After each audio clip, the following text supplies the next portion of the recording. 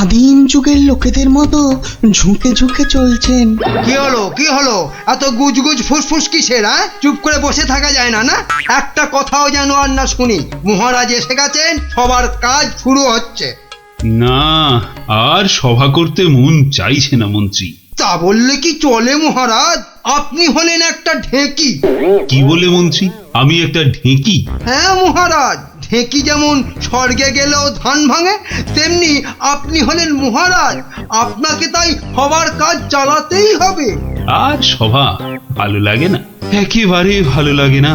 দেখে নাও আমাকে, যা দেখার দু চোখ ভরে দেখে নাও তোমরা। এ কি মহারাজ, এভাবে দুঃখ দুঃখ করে কথা বলছেন কেন?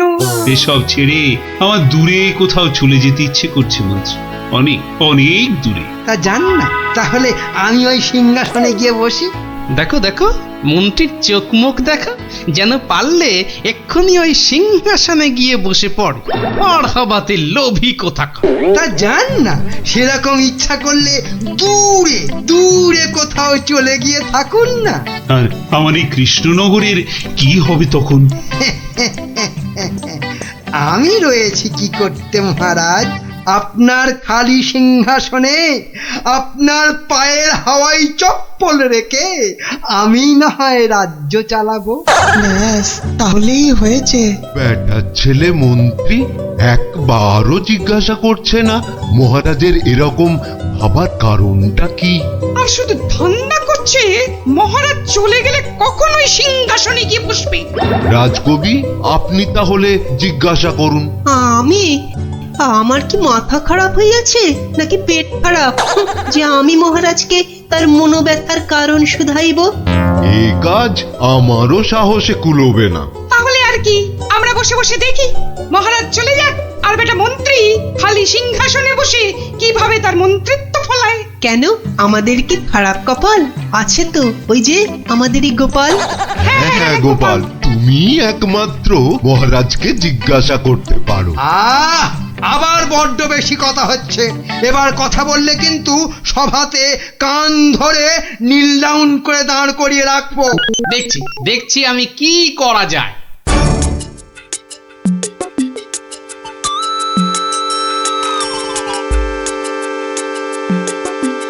কি হলো? গোপাল শুধু দাঁড়িয়ে আছে কেন? মহারাজের সঙ্গে কথা বলবে। ওকে সুযোগ দিলে আবার কি করে বসবে কে জানে। এই যে গোপাল, কি হলো? এখানে দাঁড়িয়ে আছো যে? সভা তো শেষ, কি মতলব? মহারাজের সঙ্গে দেখা? সেসব হবে না, হবে না। যাও যাও, এখন যাও। আগে মহারাজ নয়, আমি তো আপনাকে একটা কথা বলবো বলে দাঁড়িয়ে আছি মন্ত্রী মশাই। আমাকে? কি কথা? মন্ত্রীমশাই, আমি সভায় আসার সময় দেখে এসেছিলাম যে আপনার গিন্নি, সে কি বলবো, কাটা পাঠার মতো ছটফট করছিলেন। সে কি? কেন? আর তুমি সেটা এখন বলছো আমাকে? আসলে আপনি সভার কাজে এত ব্যস্ত, তাই আর সাহস করে বলে উঠতে পারেন। যত সব। কিন্তু হয়েছেটা কি? আর বলবেন না মন্ত্রীমশাই, একটা পিঁপড়ের কামড়ে গিন্নি মায়ের পা থেকে সে কি রক্ত গল গল গল গল করে বেরোচ্ছিল। বাবা, দেখেই তো আমার প্রায় ভিড়মি খাবার জোগাড়। আর তুমি সেটা দেখে এসে এতক্ষণ চুপ করে বসে রইলে? এক্ষুনি যাই আমার গিন্নির কাছে, কি না কি হয়েছে। আমার হয়েছে যত জ্বালা। হ্যাঁ মন্ত্রীমশাই, যান যান যান। ব্যাস, এবার রাস্তা পরিষ্কার। ওই যে মহারাজ আসছেন। মহারাজ। এ কি, তুমি এখনো বাড়ি যাওনি? না মানে যেতে পারিনি আর কি।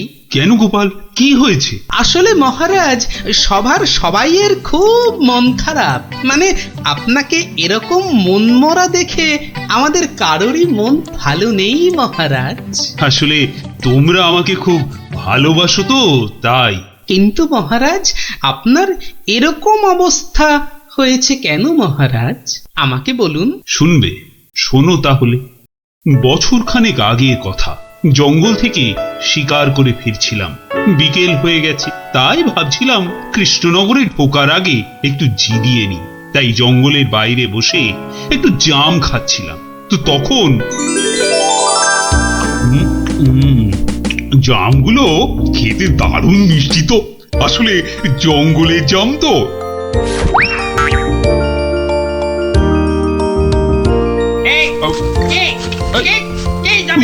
তিন ফুটিয়া বুড়িওয়ালা বাবুটা কে? বাবা, হাতে আবার ওর থেকেও বড় একটা তরোয়াল নিয়ে চিৎকার করতে করতে দৌড়ে আসছে। আরে আমি জাম খেয়ে বিচি ছুঁড়ে ফেলেছি। তুই, তোর এত বড় সাহস! তুই আমার ছেলের দিকে জামের বিচি ছুঁড়ে মেরেছিস? তোর এত বড় সাহস! আহা, তোমার ছেলে কোথায় আর তার কি হয়েছে সেটা বলবে তো। সেটা আর বলে হবে কি এখন? যে গেছে সে তো গেছে। ছোট কক্কস রে। মানে মানে মানে না বোঝার ভান করলে কিন্তু পার পাওয়া যাবে না এই খোকা খক্কসের হাত থেকে, বুঝলে? ও, তাহলে তুমি একটা খোক্কস আর তোমার নাম হলো খোকা। সবই তো বুঝিস, আর এইটা বুঝতে পারছিস না যে তোর ছুঁড়ে মারা জামের বীজের ধাক্কায় আমার একমাত্র চলে গেছে। ও ছোট কক্কস রে।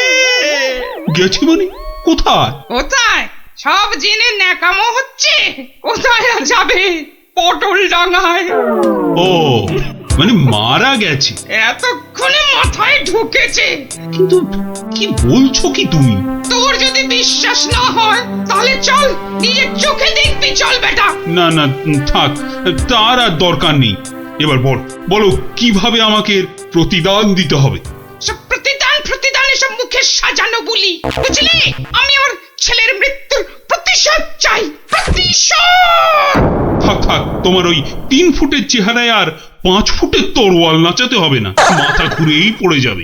আমি প্রতিশোধ চাই, খুন কা পাতলা খুন। ও ঠিক আছে, আমাকে তাহলে 1 বছরের সময় দাও, তারপর আমি নিজেই আসবো তোমার কাছে। তখন তোমার যা ইচ্ছে আমাকে নিয়ে করো, কেমন? তো সেই 1 বছর শেষ হচ্ছে সামনের সোমবার, তাই আমার মন খুব খুব খারাপ গোপাল। মহারাজ, আপনি ওই খক্কসকে তো এক ফুঁতেই উড়িয়ে দিতে পারতেন মহারাজ। না গোপাল, আমি হলাম মহারাজ, আর রাজ্যের সবার ভালো মন্দ দেখার দায়িত্ব আমারই। আমি ও কাজ করতে পারি না।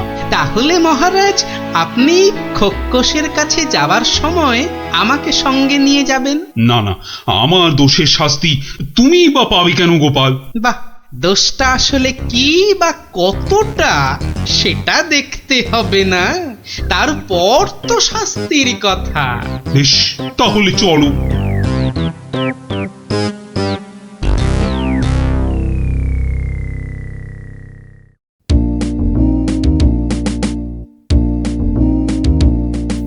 মন্ত্রী, কাল আমি ভাবছি ওই কৃষ্ণনগরের বাইরে বেরোবো। ওহ, বেরোবে? তার মানে আবার কি ফিরবে? কি বলছো মন্ত্রী? না, বলছি যে মহারাজ, ওই যে সবাই বলছিলেন না অনেক অনেক দূরে চলে যাবেন, তা এ যাওয়া কি সেই যাওয়া? হতেই পারে, জানি না মন্ত্রী, কিচ্ছু জানি না। কি কিছু বলবে নাকি মন্ত্রী? হ্যাঁ, মানে বলছি যে আপনি নেই, রাজ্য চলবে কি করে? এত কিছু ভেবো না তো, ওর ঠিক একটা কিছু হয়ে যাবে। মহারাজ কি দার্শনিক হয়ে গেল নাকি? না, বলছিলাম যে আপনার পায়ের হাওয়াই চপ্পলে রেখে গেলে সেটা সিংহাসনে বসিয়ে আমি রাজ্য চালাতাম, এই আর কি। আহা, এত চিন্তার কিছু নেই। আরে মহারানী তো রইলেনি। ও, মনে মনে এই ছিল।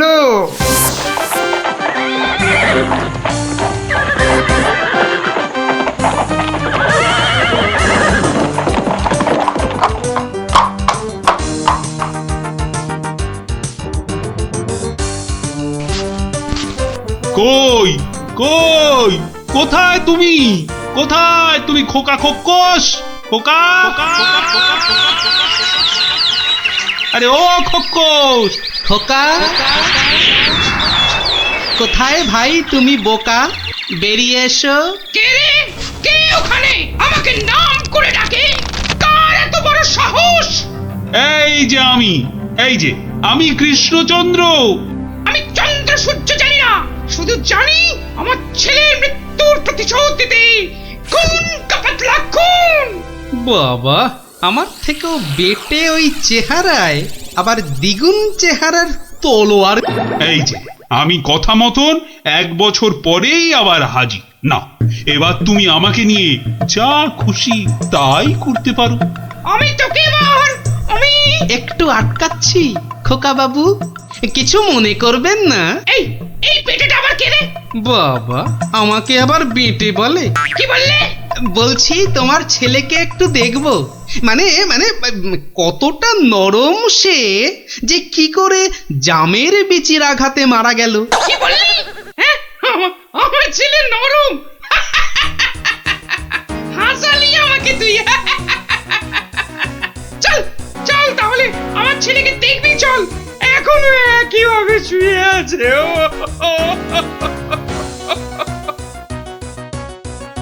আমার ছেলে পাহাড়ের মতন ইয়া লম্বা, আর নদীর মতন এই চওড়া, তেমনি শক্তিশালী।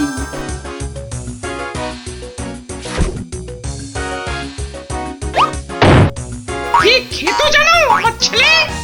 আবার ফিরবি খাবে না তো। বড় বড় হাতি ধরে ধরে খেত।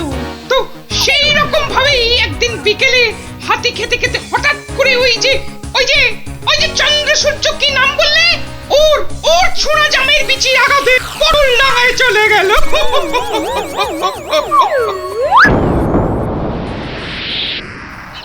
বাবা, তোমার এই বিশাল দৈত্যের মতো ছেলে একটা জামের বিচির আঘাতে মারা গেল। তাহলে কি আমি মিথ্যে কথা বলছি? মহারাজ, একটা কাজ করতে হবে যে। কি কাজ? যেমন করে হোক ওই ছেলের মুখটাকে ফাঁক করতে হবে মহারাজ। দেখি তোমার ওই তরোয়ালটা দাও দেখি। সেইটি হচ্ছে না, আমার তলোয়ার দিয়ে আমাকেই মারবে? তোদের এইটাই মতলব না? আরে কোনো মতলব টাতলব নেই হে, দাও তো। মহারাজ ধরুন তো, আমি ধরছি পেছন থেকে। এবার গোপাল ছেলেটার মুখটা ফাঁক করে দেওয়া যাবে, কিন্তু আমার মাথায় তো কিছুই ঢুকছে না। আপনি ফাঁক করার চেষ্টা করুন, আমি ততক্ষণে বেশ কিছু কলার কাঁদি জোগাড় করে নিয়ে আসি মহারাজ। এটা কি হচ্ছে নাকি? বলি এটা কি হচ্ছে? এই তো। কি করছোটা কি তোমরা? তোমার ছেলের জ্ঞান ফেরানোর চেষ্টা হচ্ছে ভাই খোকস। বলো কি গোপাল? আমার ছেলে তাহলে পটল ডাঙায় যায়নি? কি বলছো কি তোমরা? মনে তো হয় না মহারাজ। সরে আসুন, যখন তখন হাতি বেরোতে পারে। যা ভেবেছি ঠিক তাই হয়েছে।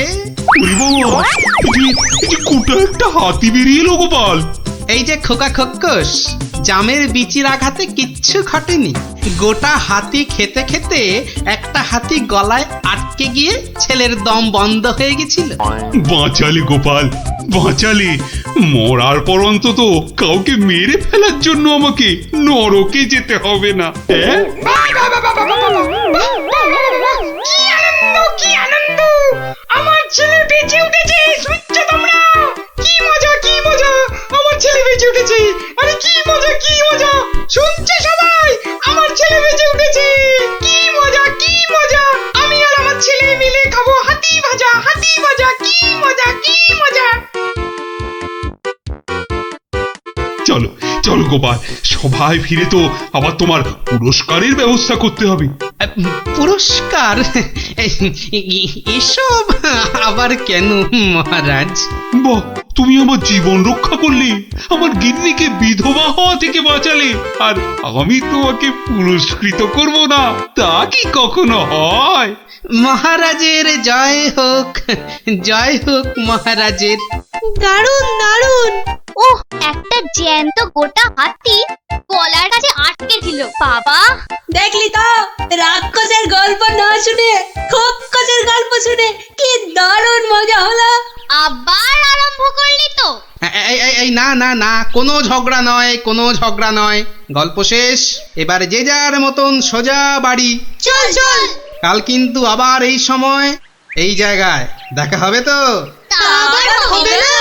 পড়া ভুলতে পারি, কিন্তু ওই বিকেল বেলা গল্প শোনার কথা কিছুতেই ভুলবো না। বেশ বলেছিস। হ্যাঁ,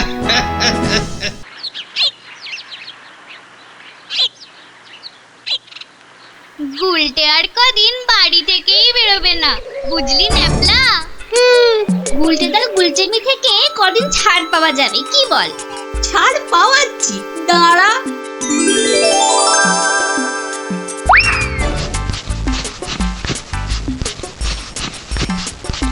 কে রে পা টানছে? ওরে মারি, ওরে বাবারে, বাঁচাও বাঁচাও, ওগো বাঁচাও দিদি, বাঁচাও। ওরে বাবারে, মা গো, ভাল্লুক আমাদের খেয়ে ফেললো গো। হে ঠাকুর, হে রাম, হে লক্ষণ, হে হনুমান, আমাদের বাঁচাও বাবা, ভাল্লুকের হাত থেকে বাঁচাও। পালা পালা, ওরে বাবারে, মা গো, ভাল্লুক আমাদের খেয়ে ফেললো গো। আরে গুলটেকে আওয়াজ দেওয়া। আরে আমি হলাম গুলটে সিংহ, আর তোরা নেংটি দুধ। দেখলি তো এই সিংহের লেজে পা দিলে কি হয়? ওহ, সবার কাজে এত ঝঞ্ঝাট, আর মহারাজের পেছনে এত আমাকে মাথার বুদ্ধি খরচা করতে হয় যে বিকেলে একটু না ঘোরাঘুরি করলে মাথাটা কেমন বনবন বনবন সনসন সনসন করে। এই খোলা হাওয়ায় ঘুরতে যে কি আরাম, যে কি বলবো।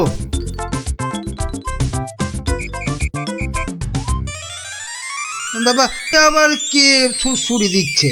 এই এই এই, বিরক্ত করে, দেখো আবার বিরক্ত করে। আবার ভালুকের মতো ডাক ছাড়ে। আরে সুড়সুড়ি লাগছে, সুড়সুড়ি লাগছে রে বাবা, সুড়সুড়ি লাগছে। ওরে বাবা, এই যে সত্যি ভাল্লুক!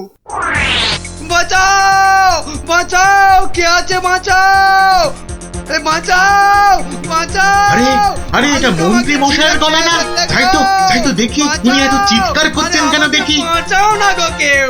এসে গেছি মন্ত্রী মশাই, আর আপনার কোনো চিন্তা নেই। ওই দেখো ভাল্লুক। কোথায় ভাল্লুক? আরে আমার পেছনে পেছনে রে বাবা। হ্যাঁ, আপনার পেছনে তো কেউ নেই। একদম ফাজলামো করো না শান্তি, আমার পেছনে ভালুকটাকে ধরো আগে। আমি তো আপনাকেই কোলে ধরে আছি, তা কোল থেকে না নামলে। চুপ রও, এই দেখো ভাল্লুক কোথায় গেল? আরে এইখানেই তো ছিল। তাহলে আমাকে দেখে হয়তো ভয়ে পালিয়ে গেছে। আবার ফাজলামো। দেখো দেখো, সামনে এগিয়ে গিয়ে দেখো কোথাও লুকিয়ে আছে ভালুকটা। আচ্ছা মন্ত্রী মশাই।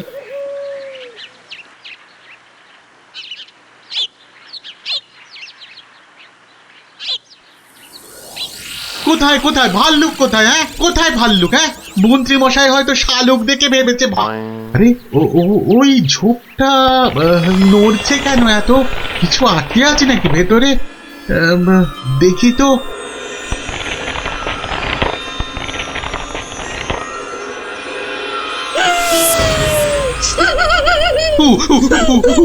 বাবা রে, এই যে সত্যি ভালুক। ওরে দাদা রে, ওরে কাকা রে।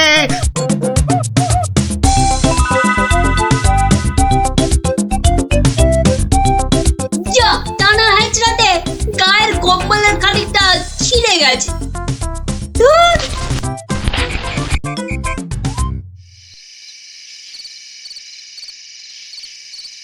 মহারাজ, মানে বলছি যে মহারাজ। ওহ, কি তখন থেকে মাঝে মাঝে হুটকাটার মতো শুধু মহারাজ মহারাজ করছো? আরে যা বলবে বলে ফেলো তো বাবু। মানে হয়েছে কি মহারাজ, রাজ্যে গোপালদের গ্রামে একটা ভালুক ঢুকে পড়েছে মহারাজ। বলো কি মন্ত্রী?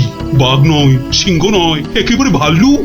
হ্যাঁ মহারাজ, আজ বিকেল বেলাতেই ভালুকটা আমাকে আর শান্তিকে বড় মাঠের পাশের ঝোপে আক্রমণ করেছিল। হ্যাঁ। তো মেরে ফেলেছো তো ভাল্লুকটাকে? না মহারাজ, মানে ভাল্লুকটাকে না ধরে না মেরে তুমি কি আমার কাছে এসেছো তার গল্প করতে? হ্যাঁ মহারাজ, না না না না না না না না, মানে না মহারাজ, বলছি যে ভালুকটাকে ধরা যায়নি, মানে খুব ভয়ঙ্কর ভালুক মহারাজ। বাবা, তাহলে কালই গোপালদের গ্রামে ঘেরা পিটিয়ে খবর করে দাও সবাইকে সাবধানে থাকতে। বাবা, বলা যায় না তো কখন কাকে আক্রমণ করে। আচ্ছা মহারাজ। বাহ, তোরা সব এসে পড়েছিস দেখছি। হ্যাঁ, আজকে তো রবিবার, তাই একটু সকাল সকালে এসে পড়েছি। এ কি রে, তোদের আরেক বন্ধু কোথায়? উল্টে গুলি খেলায় বারবার হেরে যাচ্ছিল, তাই আমরা ওকে হেরো হেরো করছিলাম। আর তাইও রাগ করে আসছে না আমাদের সঙ্গে। নাও নাও দাদু, শুরু করো। আচ্ছা বেশ। শুনুন শুনুন শুনুন, সবাই মন দিয়ে শুনুন। জঙ্গল থেকে একটা ভাল্লুক বেরিয়ে এই গ্রামে ঢুকেছে, আর সে সামনে যাকে পাচ্ছে তাকেই আক্রমণ করছে। ভাল্লুক? এই রে, ভাল্লুক আর কোথাও জায়গা পেল না, শেষে কিনা এই আমাদের গ্রামে। এই ভাল্লুক কাল বিকেলেই আমাদের মহামন্ত্রী আর শান্ত্রীকে বড় মাঠের পাশের ঝোপে ঝাড়ে আক্রমণ করেছিল। তাই মহারাজ আদেশ করেছেন এই গ্রামের সবাইকে খুব সাবধানে থাকতে। গোপাল দাদু, তোমাকে তো বলাই হয়নি, আমরাও ওই ভাল্লুকের খপ্পরে পড়েছিলাম গো, ওই পরশুদিন বিকেলে, ঠিক ঠিক ওই একই জায়গায়। তাই নাকি রে?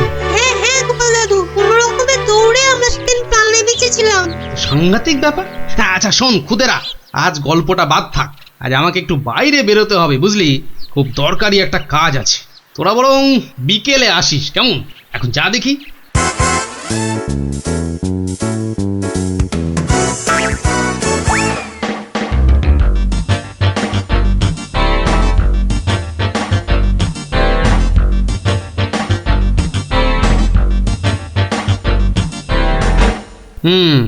এখানেই ন্যাপলারা, মন্ত্রী আর শান্ত্রী সবাই ভাল্লুকের খপ্পরে পড়েছিল। এ কি, এটা তো একটা দেখছি কম্বলের ছেঁড়া টুকরো। আরে আরে, পায়ের ছাপ। এ তো ভালুকের পায়ের বড় বড় ছাপ নয়, বরং কোনো বাচ্চা ছেলের মনে হচ্ছে। কুটিরা পরশুদিন ভালুকের হাতে পড়েছিল, কম্বলের ছেঁড়া টুকরো, বাচ্চা ছেলের পায়ের ছাপ।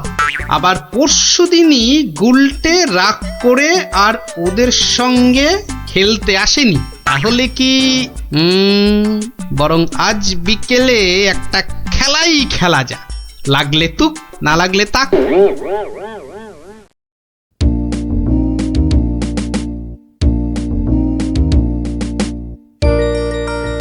এটা এবার পড়েনি। বেশ কয়েকজনের পায়ের আওয়াজ পাচ্ছি বলে মনে হচ্ছে।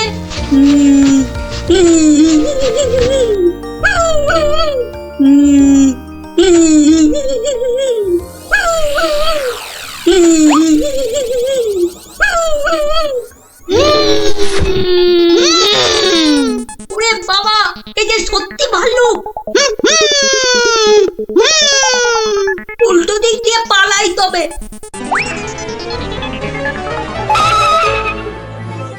গেল রে, এই যে আবার ভুড়িয়ালা ভাল্লুক। মারা পড়বো নাকি এদের হাতে? না বাবা, চিৎকার করি যা থাকে কপালে। বাঁচাও গো, বাঁচাও, তোমাকে ঘের ফেলো ভাল্লুকে, বাঁচাও। যা গুলটে, ধরা পড়ে গেলি তো। বেটা গুলটে, তুই তাহলে সেদিন আমাদের ভয় দেখিয়েছিলি। সত্যি, সেদিন কিন্তু খুব ভয় পেয়ে গেছিলাম রে গুলটে। তুই কি করে ধরলে যে ভাল্লুকটা আমি? তোর পায়ের ছাপ আর তোর গায়ের কম্বলের ছেঁড়া টুকরো। রবিবার বিকেলে না ঘুরতে বেরোলে না দুপুরের ভাত যেন হজমই হতে চায় না। ঝোপঝাড়ের দিকে যেতে ভয় লাগে। বলা তো যায় না কোথা থেকে ভালুকটা বেরিয়ে পড়ে। ও কি, ওটা কি পড়ে আছে? ও হরি, এই যে ভাল্লুকের মুখোশ। তার মানে দুয়ে দুয়ে চার, কেউ ভয় দেখানোর জন্য এই মুখোশটা পরে ভাল্লুক সেজেছিল। তাহলে তো এই কায়দাটা এখন আমি নিতে পারি। তারপর এই মুখোশ পরে ভালুক সেজে মহারাজকে ভয় দেখিয়ে সোনাদানা হাত করব। কিন্তু তার আগে একটু অভ্যেস করে নিতে হবে অন্য লোকেদের ভয় টয় দেখিয়ে।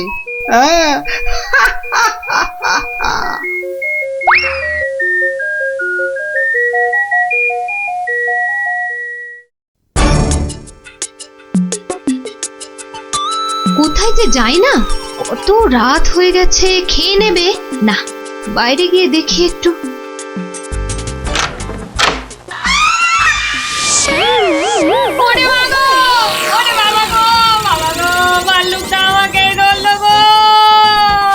বাবা, ভাল্লুক নয়, এই হলো আমি। এ কি তুমি? কেমন কেমন ভরকে দিলাম? ইয়ার্কি হচ্ছে? আমার প্রাণ তো ওড়াই গেছিল আর একটু হলে। আসলে একটু অভ্যেস করে নিচ্ছিলাম আর। কিসের অভ্যেস? এসব কথা বাইরে নয়, ভেতরে বলতে হয়। চলো চলো, ভেতরে চলো, ভেতরে চলো।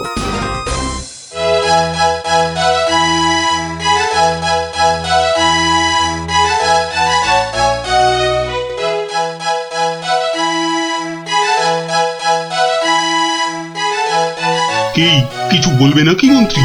না মানে আমি বলছিলাম যে ওই জঙ্গলের দিক থেকে ঘুরে এলে শরীর মন দুই একবারে তরতাজা হতো। সে তো আবার ভাল্লুকের ভয় আছে। না মহারাজ, হে বেটা বোধ হয় ভেড়ার আওয়াজে রাজ্য থেকেই পালিয়েছে। বেশ, তাহলে চলো যাওয়া যাক। গিলেছে মহারাজ, টোপটা গিলেছে।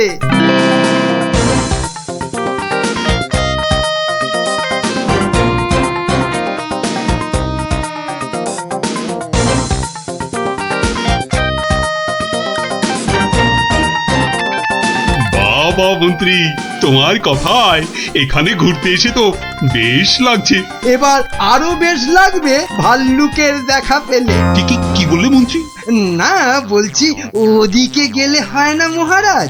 কিন্তু ওদিকটা তো আরো গভীর, ভয় লাগে যদি আবার ভাল্লুক টালুক বেরিয়ে পড়ে। না না, ও ভাল্লুক আর এ তল্লাটেই নেই। আপনি এগোন মহারাজ, আপনি এগোন, আমি আসছি। এই তাড়াতাড়ি এসো কিন্তু। এবারে শুরু করি আমার ভাল্লুকের খেল।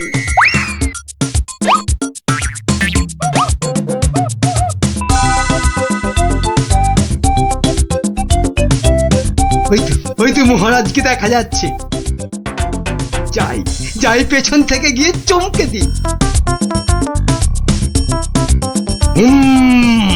কে? ওরে ভালু ভালু।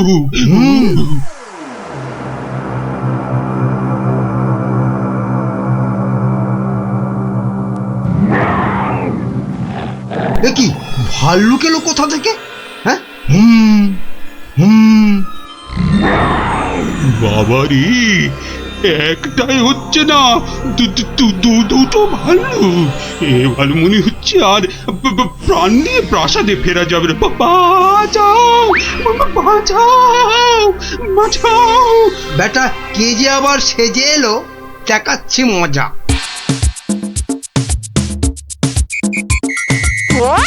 আচ্ছা, তাহলে বেটা মন্ত্রীর মাথায় এই মতলব ছিল আমাকে এখানে এনে ভয় দেখানো। ওরে বাবা রে, এই যে একেবারে আসল ভাল্লুক। ধর বেটা, ধর, হাত পা কামড়ে নে। এটা ছেলে মন্ত্রী। দৌড়ো, যত পারো দৌড়ো, তারপর তো আমি দৌড় করাবো। কত ছাড়া পেল্লি পরে কিনা বাইরে গেলে তরতাজা লাগবে। লাগাচ্ছি তোমার এমন পিঠে লাগাবো যে 1 মাস বাড়ির বাইরেই বেরোতে পারবে না। হ্যাঁ,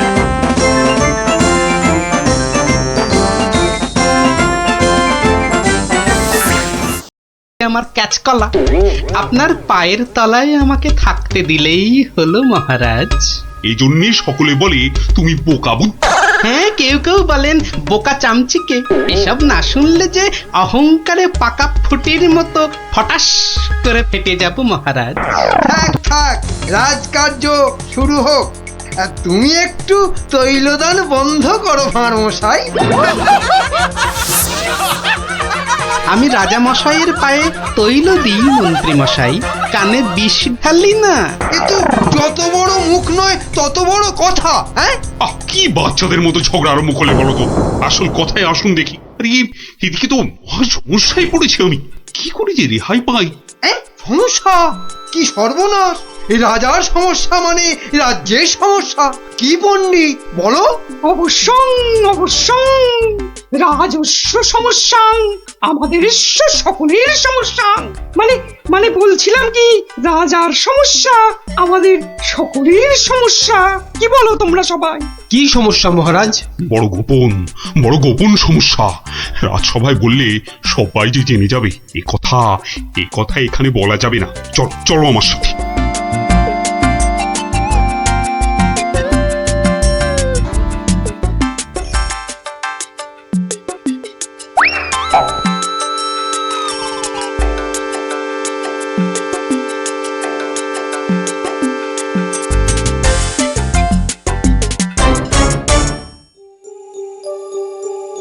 বলুন রাজা মশাই, সমস্যাটা কি?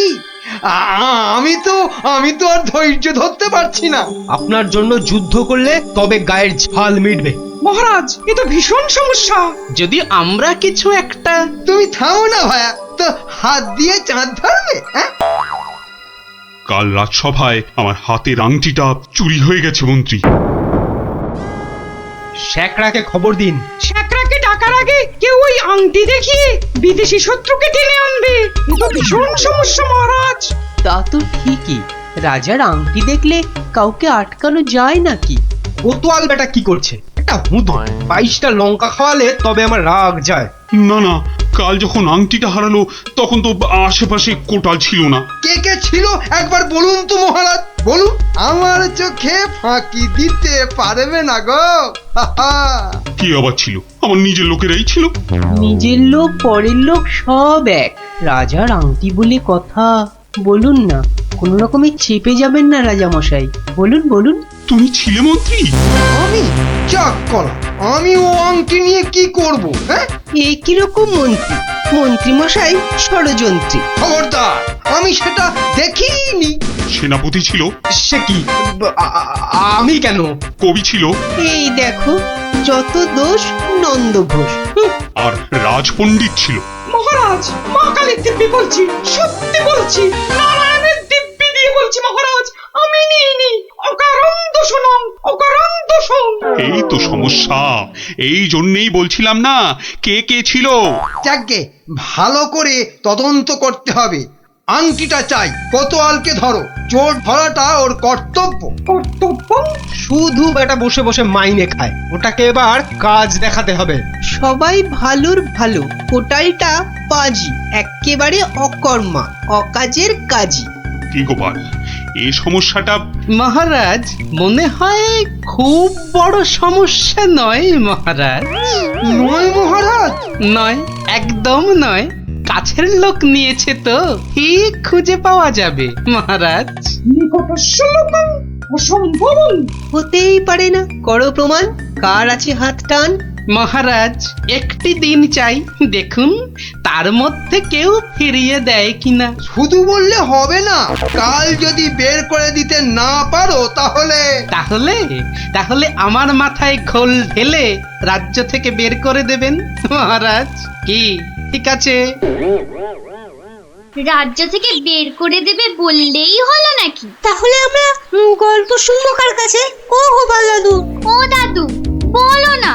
পাঠশালায় তো আমাদের কত কিছু হারায়, ঠিক পেয়ে যাই। এই কি বললি? পেয়ে যাস? যাই তো, এই তো ন্যাপলা স্লেটটা সেদিন হারিয়ে গেল। আমরা মাত্র 6 জন ছিলাম। কিছুতেই পাওয়া যাচ্ছে না, তারপর সকলে ভেবে খেলাটা বার করলাম। টেপা তো কি সুন্দর লাঠি কেটে আনলো, বল। লাঠি? শুনি লাঠি দিয়ে কি করলি শুনি? কি করলাম, প্রথমে লাঠিগুলো সবাইকে দিয়ে দিলাম, তারপর বুঝিয়ে দিলাম যে চোর তার লাঠিটা 4 আঙুল ছোট হয়ে যাবে। ব্যাস, সঙ্গে সঙ্গে ভয় পেয়ে গেল আর সত্যি কথাটা বলে দিল। হ্যাঁ, এই তোদের খেলা দিয়েই কেল্লা ফতে করব, এমন খেলা দেখাবো যে সকলের আক্কেল একেবারে গুড়ুম হয়ে যাবে।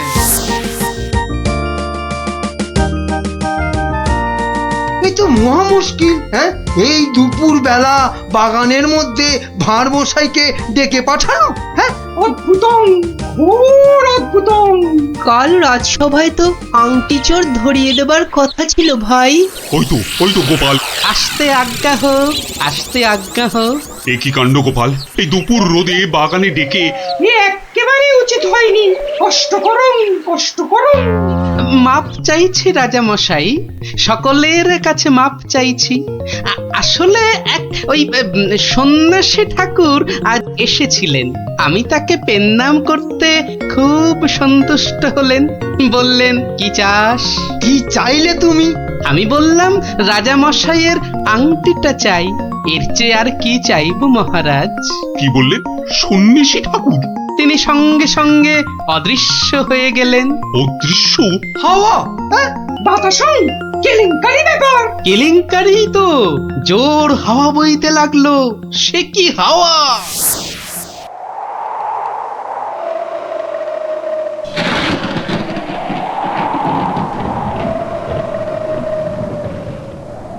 সন্ন্যাসী ঠাকুর, আপনি কোথায়? যেন এসেছেন মনে হচ্ছে। কে আপনি? আমি মামদ, সন্ন্যাসী বাবা হিমালয়ে চলে গেছে। সে কি, তাহলে রাজা মশাইয়ের আংটি? আমাকে যে কথা দিয়ে গেলেন মামদোদা। মামদো দা কি? হ্যাঁ, মামদো দা কি? মামদো কা বল।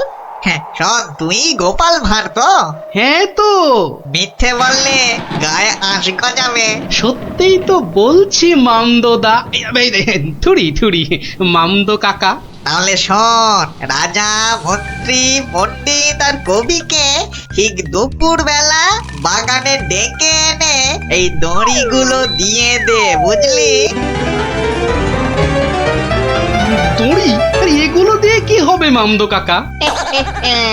যে আংটিটা নিয়েছে তার দড়িটা 1 হাত লম্বা হয়ে যাবে, তোর ধরা পড়বে।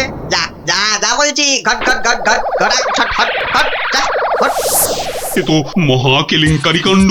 মন্দ কাণ্ড কারখানা। ওরে বাবা, ভৌতিকম ব্যাপার। প্রেত, কোনো ভয় নেই, কিচ্ছুটি নেই। শুধু যিনি আংটি নিয়েছেন তার দড়িটা 1 হাত লম্বা হয়ে যাবে। 1 হাত লম্বা হয়ে যাবে?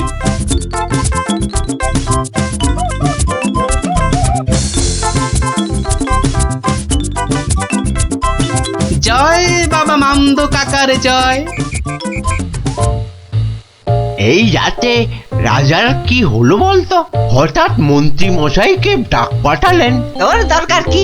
মনে হলো কাঁদছেন। চপ, পাঁচ কান করিস না। ওই তো মন্ত্রী মশাই এসে গেছেন।